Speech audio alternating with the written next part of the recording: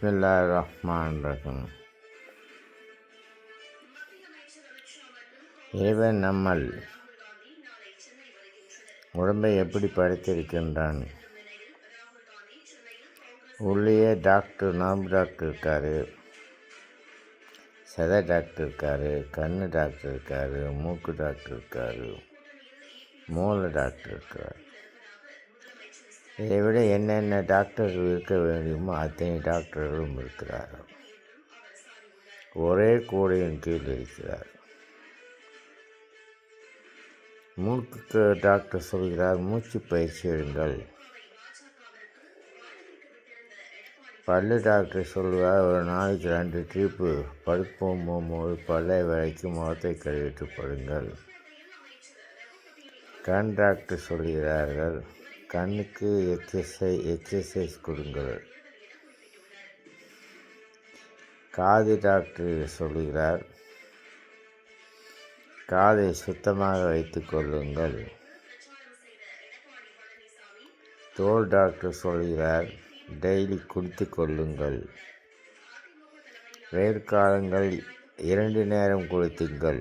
அந்த நேரத்தில் 2 வழி தண்ணீர் குளித்து கொள்ளுங்கள். மூச்சு பயிற்சி எடுங்கள். ஒரு நாளைக்கு எப்படியும் ஒரு 100 ட்ரிப்பு மூச்சு பயிற்சி எடுங்கள். அப்படி எந்த 80 வயதானாலும் 90 வயதானாலும், எனக்கு 87 வயசு ஆகுது. ஆக போகுது, இன்னும் 2-3 நாள் தான் இருக்குது. 87 வயசு ஆரம்பிக்க போகிறது. ஏன் இத்தனையும் கொடுத்தத இறைவன் நமக்கு? இதிலிருந்து நீங்கள்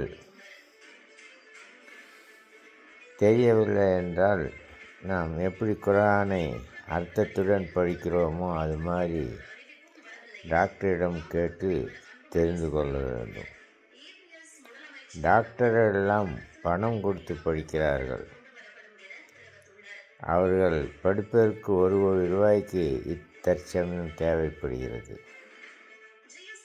நமக்கு எதுவுமே இல்லாமல் நம்ம உடல் வாக்கை நம்ம பகுத்தறிவின் மூலமாக பகுத்தறிவு தான் ஹெட் டாக்டர். அல்ஹம்துலில்லாஹ். இதை கொண்டு கண்ணியமாக உங்கள் உடம்பை வைத்து கொள்வதுடன் உடம்பை நன்றாக வைத்து கொள்வது ஃபர்லு. அப்பத்தான் இறைவனை நாம் வணங்க முடியும். வணக்கத்தை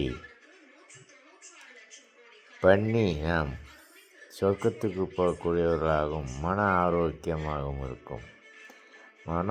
மனம் ஆரோக்கியமாக இருப்பதற்கு உடலில் உள்ள நரம்புகள் இரத்த ஓட்டம் இருக்க வேண்டும்.